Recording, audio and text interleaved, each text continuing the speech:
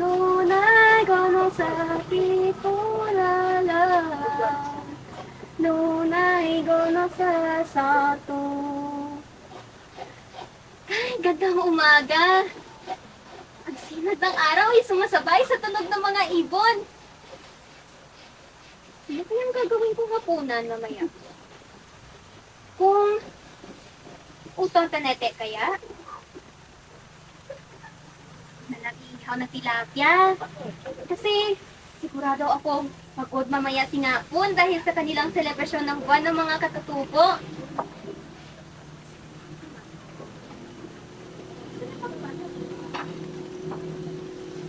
Nabun!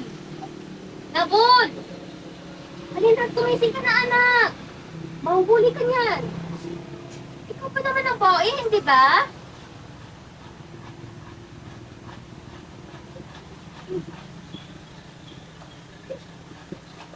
Wala pa siye. Paano oras na duye? Alas 5 na. Umaga na. Umayos ka na. Nagtipasan mo kayo kung tagal-tabali ho. Hindi na po ako makapaghintay ng si Merang madalta habang maya. Tama. Kaya, kumain ka na. Para may gana ka mamaya.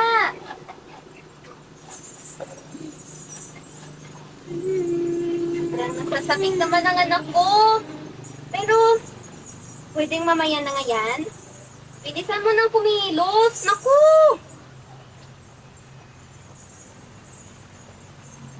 Ito na po. Ang maganda sa buong mundo. O Masita! May dala akong pagkain. Alam kong paborito ito ng aking apo, kaya niluto ko pa ito kanina madaling araw. Kainin mo ito nga, Abon. Niluto ko ito ng may pagmamahal. Kaya, galingan mo sayong-sayaw mamaya, ha? Malaki ang tiwala ko sa iyong galing at talento na biyaya ni Duarta. Bang, salamat, be! Opo, sa bawat indayog ng aking ginagawa, ito ang pag-usbong ng bukas na bunga ng kalinga ng ating mga ninuno. At syempre, hanap ko sa inyo ni Inay ang talento kong ito. Palindang ang daong nga ang ating mga kultura at tradisyon. Hindi lamang isang pangkaraniwang bagay. Noong ako'y puspus pa lamang, ang ibang tribo ay itatungkol sa kagandahan ng aking lamang ligas. Katulad ko, sumayaw at naging bairin ako dati. Ang pinagkaiba, mas maganda ka, aking apo. Oh, tama na nga yan. Maganda tayong lahat. Lalo na, ang laitay sa dugo natin, ang dalisay na dugong tiboli. Tiyan, umihis ka na, anak. At patunayan mo na hindi tayo tiboli lamang.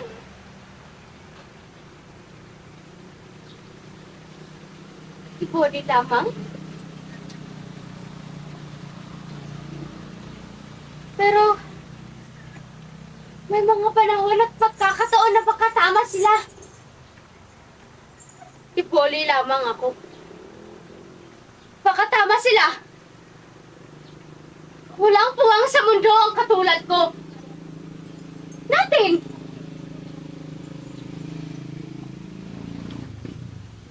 Natakot ako. Nay?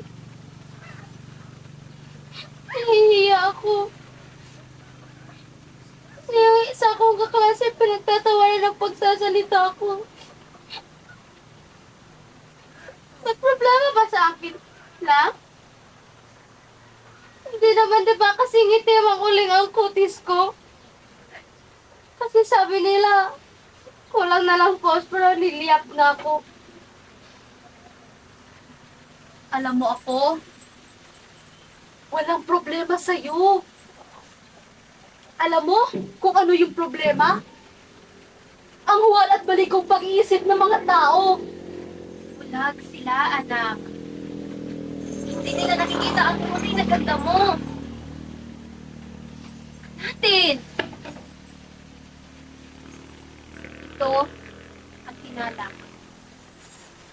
bawat hibla nito ay hinabi sa tibay ng panahon at pagmamahal. Naway, ihalintulad mo ito sa pag-abot ng iyong mga pangarap. May pagpupursigi at pagmamahal sa iyong puso. Itong kagalbantilas, makinang at maaliwalas. Magsilbing liwanag ka sana sa mundo, sa gitna ng karimlan at kasamaang hinaharap nito. Sukatin mo itong hilot. Sa bawat galaw at indayog na ginagawa mo, huwag magbigay-ingay ka sa tahimik at tikong na bibig ng mundo. Isigaw mo kung ano at sino tayo. Ni kang gamit ka boli. Bakatut, liog, tising na blunso. Ang bawat isa nito ay tumagdag sa kakaibang ganda mo at ang ating kultura. Lumukod ka, aking apo. Itong suwat na isusuot mo ay magsilbing koronang yaman na ipapasa ng henerasyon mo sa iyo. Lubos na nagagalak ang iyong mga ninuno sa tabang at pagkikipaka ng henerasyon na ito para pangalagaan at ingatan ang kulturang hiyas ng ating people. Marugtong akong nagpupuri sa inyong katapangan na ipaglaban ang ating kultura sa banda ng panahon. Kayo ang yaman at dangal ng tribo. Huwag niyo sanang iwaksi sa inyong isipan na kayo ang tunay na yaman. Tama po. Sapagkat sumagi sa aking isip na wala tayong kwang dito sa daigdig. Napagtanto ko na di man tayo mayaman sa lahat ito. Tiglay natin ang tunay na hiyas. Ang ating kultura, ang ating tribo, at ang ating mahal na pamilya.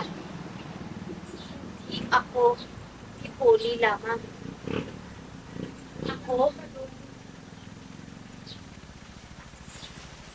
kami, ay tipoling lamang.